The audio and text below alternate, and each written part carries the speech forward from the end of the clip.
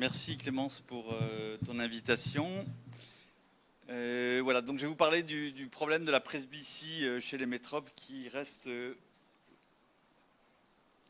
On appuie sur. Non, c'est pas celui-là. C'est celui-là. Qui reste quand même un motif de constatation qui est à la fois fréquent et qui reste quand même une situation qui est délicate à gérer. Il faut donc être prudent. Des chiffres qui m'ont un petit peu étonné quand j'ai regardé dans la littérature. Il y a environ 50% des patients presbytes qui sont hémétropes. Ça semble surprenant. Pourtant, j'ai repris des études. Il y a très peu d'études, mais j'ai repris des études qui ont été faites un petit peu en Asie, en Europe, etc. Et on a pratiquement 50% de patients presbytes qui sont hémétropes. Alors, il y a des spécificités qui sont propres à l'hémétrope presbyte. C'est qu'il est gêné très tôt, donc il est demandeur très jeune dès le début de sa presbytie d'une solution. Il accepte très mal le fait de porter une correction optique puisqu'il n'en a jamais porté. Il supporte beaucoup plus difficilement sa correction optique. Il n'aime pas les dysphotopsies qui sont liées au port de verre de lunettes, ça a été montré. Il est très attaché à sa vision de loin. Et enfin, la notion de compromis, c'est pas du tout son truc. Quand vous leur expliquez qu'ils vont perdre de la vision de loin, c'est pas toujours très bien vécu. Et il veut absolument se faire opérer, mais en aucun cas il ne veut reporter les lunettes. Il veut que ça soit toujours définitif et qu'on n'en reparle plus. Le pire, par contre, il y a encore pire en fait. C'est comme disait Cathy tout à l'heure, c'est un petit peu les idées reçues. Le pire, c'est les réseaux sociaux, parce qu'en fait, les métropes presbytes, il a plein de copains sur Facebook qui se sont fait opérer. Alors, il connaît ni leur âge, ni leurs défauts visuels, ni le défaut de l'intervention, ni le défaut qu'ils avaient, ni le type d'intervention, s'ils portaient des lunettes en pré-op, en post. Mais enfin, tous ces copains, ils voient très bien de près, de loin, de chaque œil, sans correction. Ils n'ont aucune gêne et ils sont hyper ravis. Et là, quand vous commencez à leur expliquer que c'est pas forcément aussi simple, on passe facilement pour un idiot. Donc en fait, il y a beaucoup de techniques et quelle que soit la technique, il y a une notion qui est la notion de compromis qu'il faut absolument accepter à la fois pour le chirurgien et pour le patient. Alors l'idéal serait bien sûr la restauration de l'accommodation ou alors la compensation additive de la presbytie, donc une chirurgie qui soit réversible.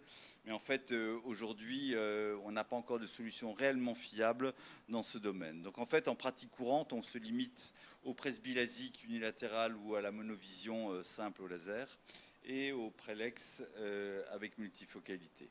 Alors les critères de choix, je vais passer rapidement. L'âge, l'habitude de vie, les examens cliniques et paracliniques.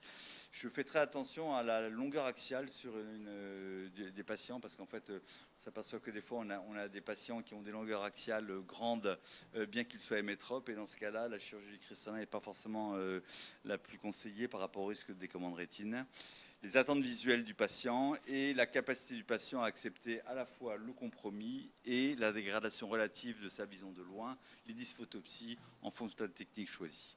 Alors, chez les jeunes presbytes et métropes qui sont très jeunes, personnellement, alors je sais que Cathy ne sera pas forcément d'accord avec moi, mais j'évite d'opérer des gens trop jeunes parce qu'ils en sont vraiment au début de la presbytie. Je pense que c'est important d'attendre. Si vous leur faites un presbylasique qui va être durable dans le temps, ils vont être quand même gênés de loin et ce ne sera pas forcément de près idéal. Donc en fait, j'essaye de pas les opérer avant qu'ils aient au moins une 50 dioptries de perte d'accommodation. Ou alors, tu partages? D'accord. Alors c'est après, c'est chez les vieux comme moi que tu n'es pas d'accord. Ou alors, si vraiment ils insistent, il faut les prévenir d'un résultat qui ne sera pas durable. Il faut toujours être extrêmement transparent et leur dire qu'il faudra réintervenir plus tard. Et en général, j'essaie de les orienter vers des lentilles multifocales ou alors en monovision ou en orthoca si vraiment ils sont réfractaires aux lunettes. Mais j'essaye de leur demander de patienter. Entre 50 et 57, 58 ans, pour moi, c'est le bon âge pour le presbylasique.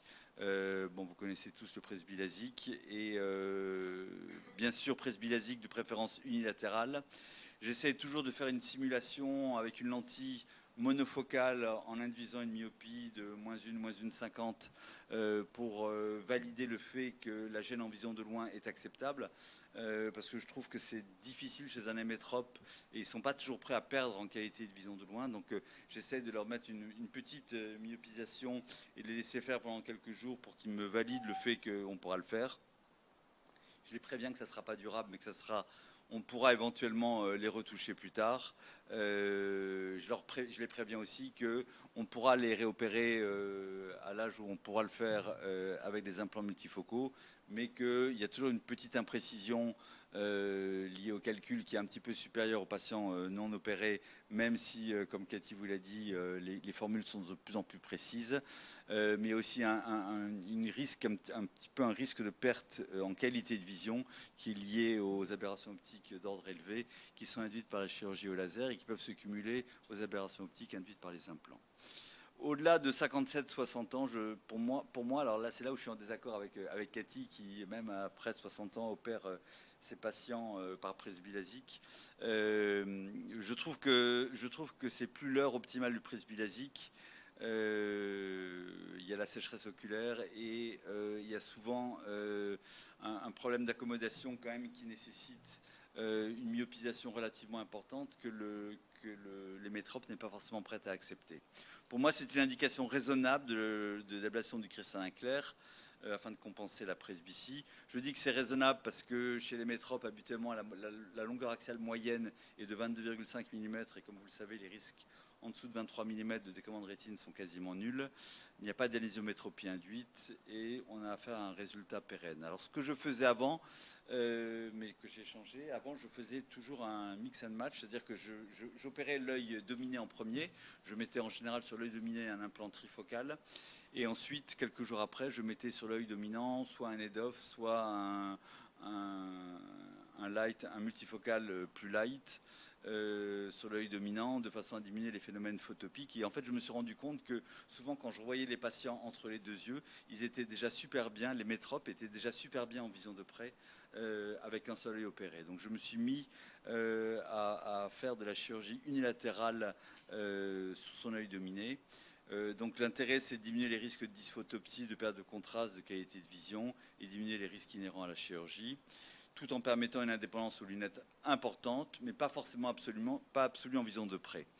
En pratique, je fais un test avec une lentille multifocale unilatérale sur l'œil dominé. Je demande au patient de ne pas regarder sa vision de près. Ce qui m'intéresse, c'est la gêne qu'il aura en vision de loin. S'il est bien en vision de loin et qu'il n'est pas trop gêné par un système multifocal unilatéral, j'y vais sans trop de problème en privilégiant les implants trifocaux. Et le patient est prévenu du port de correction optique occasionnelle en vision de près et d'une chirurgie contrôle-latérale si le résultat est insuffisant. Donc j'ai fait une étude sur à peu près, c'était 50 patients, 26 patients. Non, oui, bon, j'ai pas dû sortir le bon chiffre, mais en tout cas, je vais pas vous en mettre trop, mais 100% des patients ne portent plus de correction optique sur ordinateur, tablette, téléphone portable. Un seul patient sur toute l'étude a demandé une chirurgie contralatérale pour améliorer sa vision de près sans correction. Et 100% des patients n'ont pas de gêne dans les activités en éclairage faible et la nuit. Et un patient me dit être gêné modérément en conduite nocturne. Donc globalement, les résultats sont excellents avec une satisfaction qui est très importante. La revue de la littérature, en fait, c'est que des articles très récents, 2022, où on commence à parler de la chirurgie unilatérale par Prelex.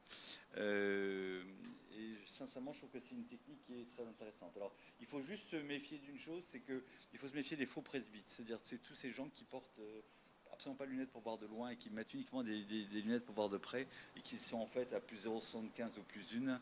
Et en fait, ceux-là, il faut leur proposer une chirurgie bilatérale d'emblée parce qu'en fait, c'est des faux presbytes. Une fois que vous allez les opérer avec un implant multifocal d'un côté, ils vont dire, mais en fait, j'y vois pas bien de loin de l'autre œil. Et c'est systématiquement une chirurgie bilatérale. Donc, en fait, dans l'étude que je présentais, c'était vraiment des vrais presbytes.